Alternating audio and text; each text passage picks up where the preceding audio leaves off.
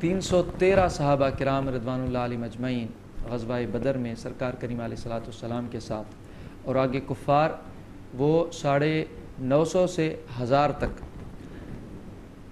اور حضور علیہ الصلوۃ والسلام کے ساتھ لشکر میں صحابہ کرام زیادہ تر پیدل تھے اور 2 گھوڑے تھے اور 40 اونٹ تھے۔ عقل تو یہ کہہ رہی تھی کہ جس کی تعداد زیادہ ہے اور جس کے پاس اسلحہ زیادہ ہے، جس کے پاس اشیاء زیادہ ہیں، وہی غالب رہے گا۔ لیکن اللہ پاک نے چونکہ ابتدا تھی تو بتایا کہ یہ جو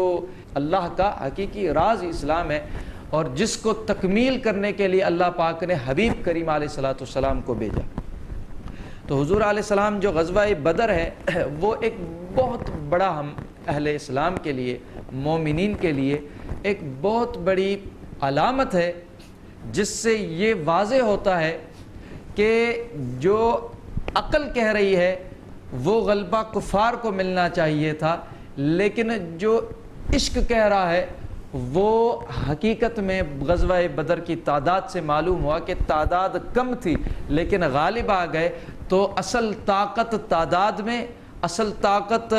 ریاست کے اندر، اصل طاقت بادشاہی میں، اصل طاقت اسلحہ میں، اصل طاقت مال و دولت میں، اصل طاقت کسی شے میں نہیں۔ دنیا کی جو طاقت، جو چیز، جو شے آپ حاصل کر لیں دنیا کے، آپ کے پاس نیوکلر، ایٹم، ہر چیز آ جائے، اصل طاقت کسی شے میں نہیں۔ اس سے بتایا گیا اصل طاقت ایمان کے اندر ہے۔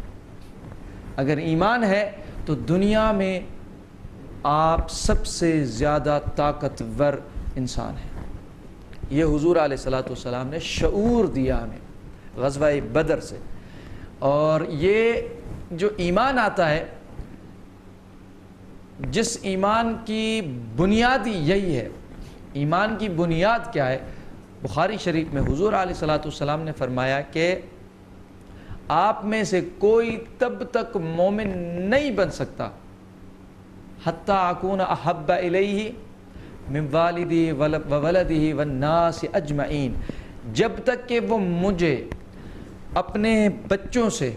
اپنے والدین سے اور جمیع کائنات میں جمیع ناس ہر شے سے زیادہ مجھے محبوب نہ کر رکھے، مجھے محبوب نہ کر لے، تب تک اس کا ایمان مکمل نہیں ہے۔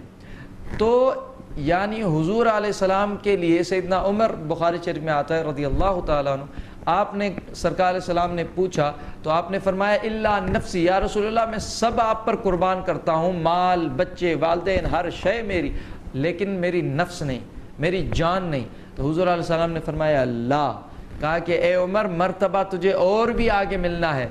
اور تو صلاحیت رکھتا ہے کہ اور زیادہ اوپر منزل طے کر لے۔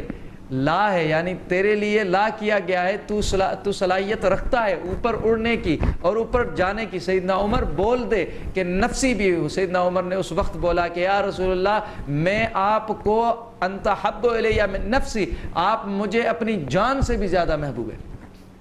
تو یہ صحابہ کرام رضوان اللہ علیہم اجمعین کو حضور علیہ السلام نے یہ پہلی بنیاد رکھائی، ایمان کی بنیاد اس پہ رکھائی کہ آپ کے نزدیک آپ کی جان، مال، ہر شے، حتیٰ کہ آپ کی خود کی زندگی، نفس، وہ بھی میرے آگے آپ قربان کر دیں اور اس سے بھی زیادہ میں محبوب ہو جاؤں۔ تو آپ کی بنیاد ایمان کی رکھ دی گئی ہے۔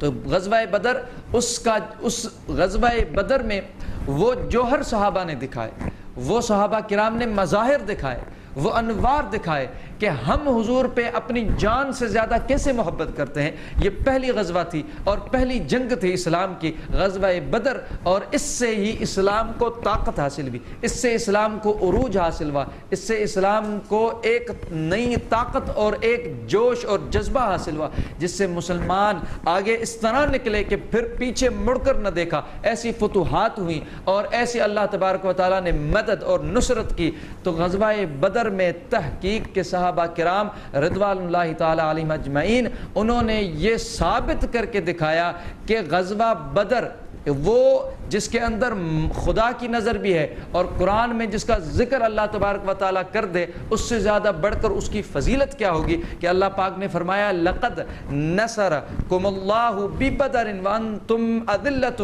اللہ نے تمہاری یاد کرو بدر کے اندر مدد کی تھی۔ او مسلمانوں، او آج کے مسلمانوں، او جاگو لوگو جاگو کہ یاد کرو کہ اللہ نے تمہارے لیے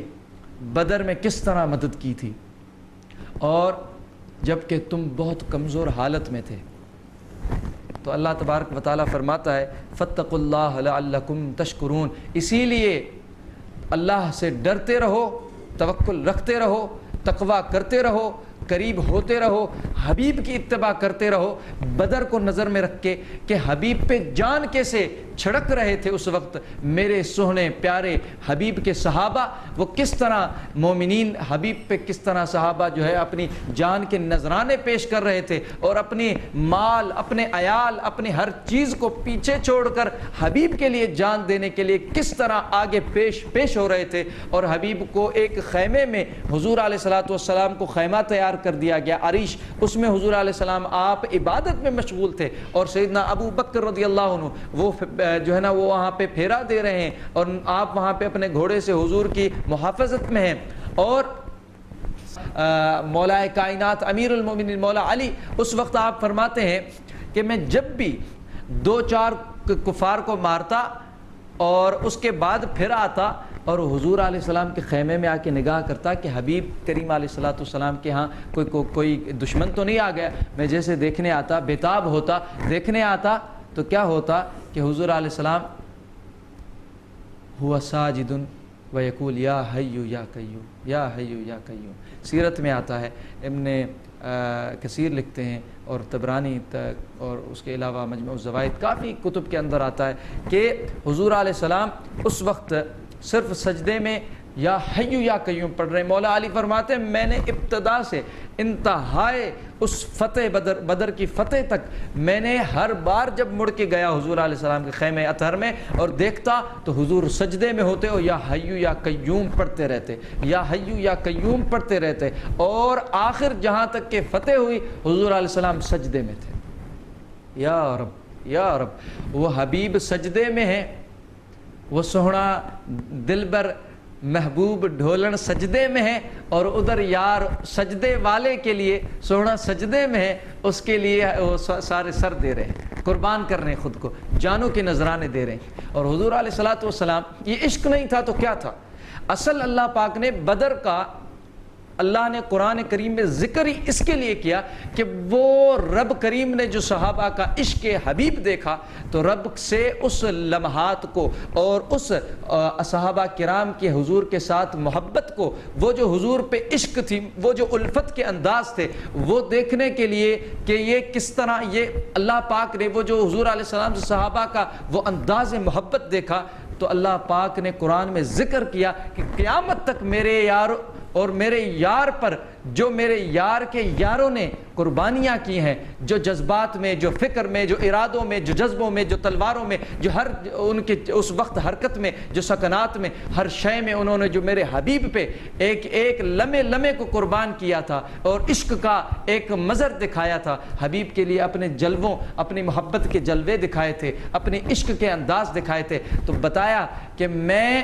اس بدر کو قیامت تک ذکر کروں گا، قرآن میں لاؤں گا، اور اس کا ذکر کہ لَقَدْ نَصَرَكُمُ اللَّهُ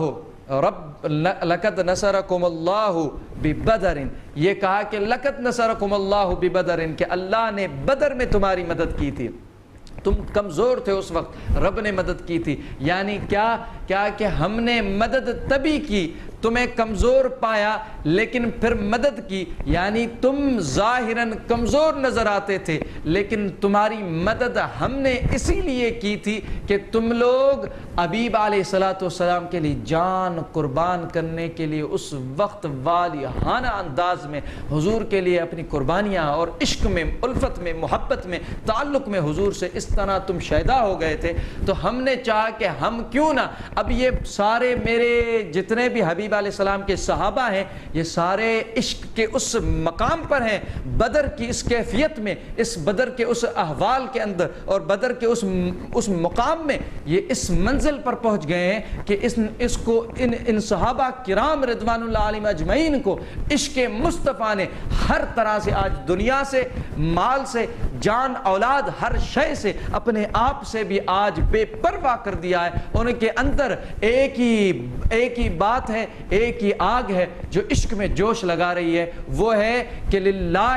ولی رسولہ، للہ ولی رسولہ، کہ ہم آج اللہ اور اس کے رسول کے لیے بس جان دینے والے ہیں۔ آج ہماری جان، ہمارا مال، ہمارے بچے، ہماری شے ہماری زندگیاں سب حضور اور حضور کے دین پر قربان ہیں۔ یہ بتانے کے لیے صحابہ کرام نے اس بدر کے اندر پیچھے مڑ کر نہ دیکھا، بس وہ آگے چلتے رہے اور